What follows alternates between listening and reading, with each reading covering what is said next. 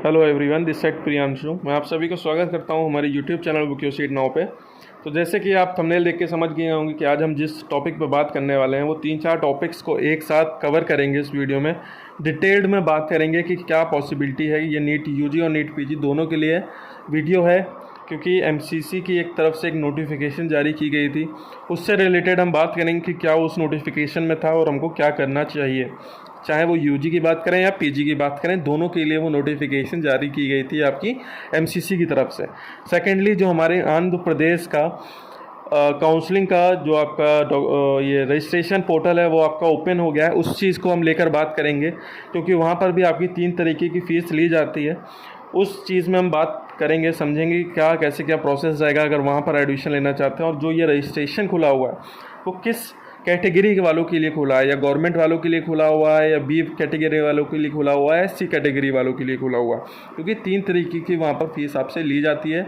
तो उस हिसाब से हम चीज़ें समझेंगे आंध्र प्रदेश की। बाकी हम बात करेंगे सीट मैट्रिक्स के बारे में कि कब सीट मैट्रिक्स आपकी पब्लिश हो रही है, चाहे हम यूजी की बात करें या हम पीजी की बात करें, कब कितने क्या टाइम पे आपकी ये सीट मैट्रिक्स पब्लिश हो रही है। हम सारी चीज़ें इस वीडियो में समझें, क्योंकि ये वीडियो आपके लिए बहुत इंपॉर्टेंट होने वाला है। तो प्लीज़ आप आखिरी तक देखें, ये वीडियो काफ़ी इन्फॉर्मेटिव रहेगा आपके लिए। जो कोई भी हमारे चैनल पर नया है, प्लीज़ हमारे चैनल को सब्सक्राइब कर लीजिए, क्योंकि ऐसी इन्फॉर्मेटिव वीडियोस हम आपके पास लाते रहते हैं और कोई भी अपडेट रहता है वो हम आपके पास जल्द से जल्द लाते रहते हैं।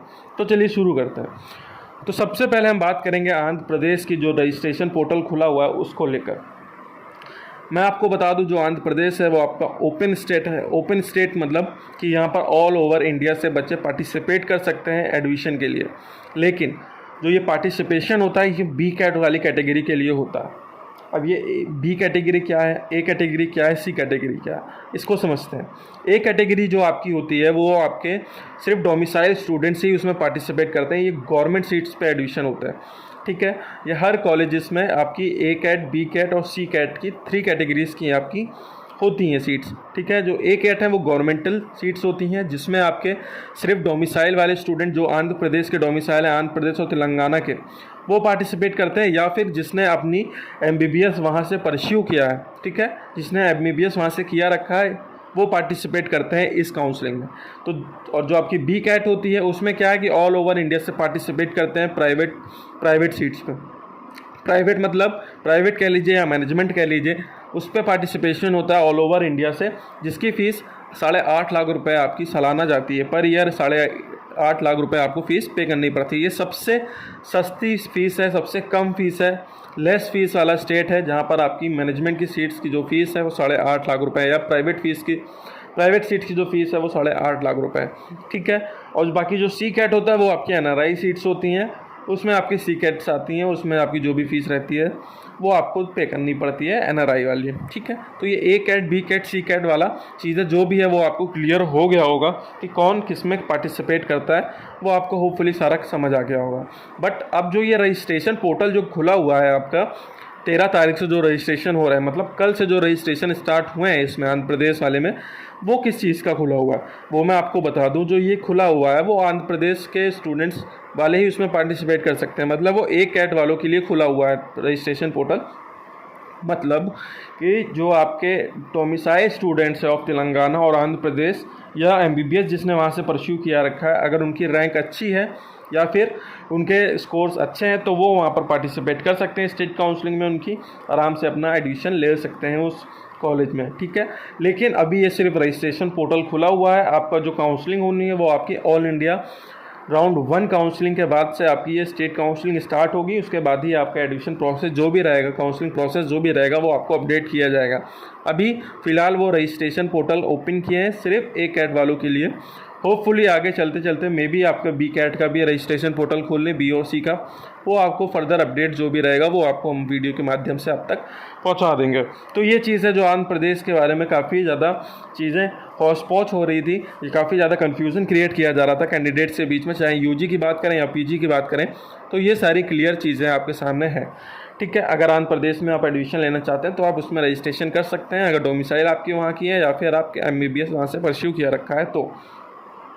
बाकी एक आपकी सीट मैट्रिक्स की और मैं बात कर लेता हूँ, जो हमारा सेकंड पॉइंट था उसको भी हम डिटेल्ड में थोड़ा समझ लेते हैं। सीट मैट्रिक्स क्या है कि अभी तक जो भी अपडेट हुआ है एमसीसी की तरफ से जो भी अपडेट आया है उसमें एनएमसी की तरफ से कोई भी ऐसा अपडेट नहीं है, और उनकी वेबसाइट पे भी जो भी सीट मैट्रिक्स पब्लिश हुई थी उसमें भी कोई सीट इंक्रीजमेंट की कोई भी सीट्स या कोई भी कॉलेज में सीट्स अवेलेबल नहीं थी कि सीट इंक्रीज़ हो। जो भी आपकी सीट्स थी वो सारी आपकी लास्ट ईयर की सीट्स अवेलेबल थी उसमें, चाहे आप यूजी की सीट्स देख लीजिए या पीजी की सीट्स देख लीजिए, उसमें कहीं भी कोई भी अपडेशन नहीं था, कोई भी इंक्रीजमेंट नहीं था।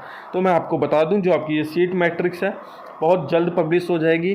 कैसे? क्योंकि 27 डेट अगस्त तक जो आपकी सीट मैट्रिक्स का जो भी चीज़ें हैं कॉलेज में, ठीक है, एनएमसी कर रही है।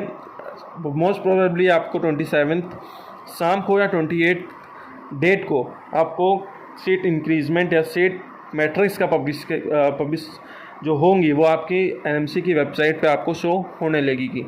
आपको अभी 10 से 15 दिन और वेट करना पड़ेगा सीट मैट्रिक्स के लिए। जो भी उसका पब्लिश होगा वो आपको जल्द से जल्द पता चल जाएगा। 27 से 28 के बीच में आपको सीट मैट्रिक्स दिखाई देने को मिलेगी, क्योंकि जो भी अभी सीट्स इंक्रीमेंट हो रही है वो हमेशा 2 फेज़ में की जाती है। जैसे कि मैं आपको बता दूं, जैसे 2021 की बात करें तो उसमें भी जो सीट इंक्रीजमेंट हुई थी वो 2 फेज़ में हुई है। हम लास्ट ईयर उससे पहले की बात करते हैं तो 2 फेज़ में हमेशा होती है। या तो वो आपकी राउंड 1 काउंसलिंग के पहले हो जाए, ठीक है, जैसे आपका स्टार्टिंग काउंसलिंग स्टार्ट हो रही है, ऑल इंडिया काउंसलिंग स्टार्ट हो रही है, स्टेट काउंसलिंग स्टार्ट हो रही है, राउंड 1 जो स्टार्ट होता है उसमें क्या होता है कि आपकी जो सीट्स इंक्रीज़ होती हैं वो तो या तो राउंड 1 में हो जाती हैं या राउंड 2 में हो जाती हैं, ठीक है, 2 फेज़ में होती हैं। अब आपकी अगर जो थर्ड राउंड के टाइम आपकी जो भी सीट इंक्रीज़ होती हैं वो इस साल पार्टिसिपेट नहीं करती हैं काउंसलिंग के लिए, वो आपकी नेक्स्ट ईयर में पार्टिसिपेट ही करती हैं सिर्फ। अगर जो भी सीट इंक्रीज़ होंगी वो राउंड 1 और राउंड 2 में होंगी, उसको देखते ही आपको समझ जाना है कि ये सीट्स पे काउंसलिंग आप कर सकते हैं। बाकी राउंड 3 पे जो भी सीट इंक्रीज़ होंगी उससे कोई लेना देना नहीं है, उससे कोई मतलब नहीं है, क्योंकि वो पार्टिसिपेशन जो होगा वो आपको नेक्स्ट ईयर में दिया जाएगा। मतलब 2023 में आप पार्टिसिपेट कर सकते हो उन सीट्स पे नेक्स्ट काउंसलिंग में, नेक्स्ट ईयर में, ठीक है। तो ये चीज़ें हैं जो आपकी सीट मैट्रिक्स को लेकर या जो कन्फ्यूज़न है वो चीज़ मैंने आपको क्लियर कर दी होगी, क्योंकि काफ़ी ज़्यादा दिक्कत होती है कि सीट मैट्रिक्स को लेकर, तो वो चीज़ आपको अब होपफुली क्लियर हो गई होगी। क्योंकि जो भी सीट मैट्रिक्स आपकी इंक्रीज़ होती है वो 2 फेज़ में होती है, ठीक है, राउंड 1 से पहले और राउंड 2 के बाद, पहले, ठीक है। ये 2 फेज़ में आप काउंसलिंग ले सकते हैं, पार्टिसिपेट करते हैं। अगर राउंड 3 में होती है इंक्रीज़ तो उससे हमारा कोई लेना देना नहीं होता, क्योंकि उस पर हम काउंसलिंग नहीं कर सकते। बाकी हम एमसीसी की एक जो नोटिफिकेशन जारी की गई थी उसको लेकर और बात कर लेते हैं। हमारा जो नेक्स्ट टॉपिक है उसमें क्या था कि जो एमसीसी ने पब्लिश की थी अपनी नोटिफिकेशन, उसमें उन्होंने ये कहा था कि जो पीडब्ल्यूडी कैटेगरी के स्टूडेंट्स हैं उनको जो भी उनकी जो सर्टिफिकेट होता है वो आपको ऑफलाइन ही बनवाना पड़ेगा।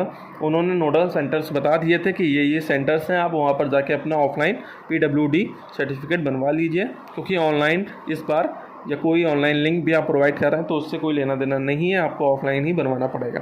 तो ये एमसीसी की तरफ से नोटिफिकेशन जारी कर दी गई थी। पीडब्ल्यूडी के जो भी कैटेगरी के लोग हैं जो वीडियो देख रहे हैं वो प्लीज़ जल्द से जल्द जाके अपनी नोडल सेंटर पे जाके अपना ऑफलाइन पीडब्ल्यूडी सर्टिफिकेट बनवा लें।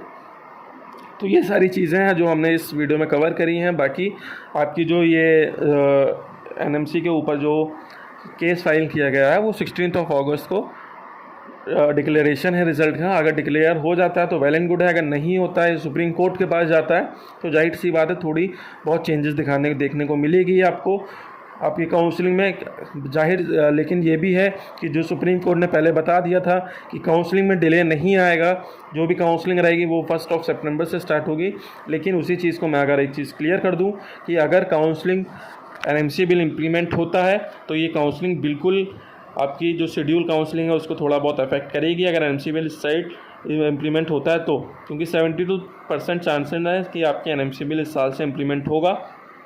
लेकिन अगर सुप्रीम कोर्ट ने ये चीज़ कही रखी है कि इसमें कोई दिक्कत नहीं आनी चाहिए तो मे बी चांसेस ये हैं कि आपकी एनएमसी बिल में इम्प्लीमेंट होने में दिक्कत आ सकती है इस साल, ठीक है।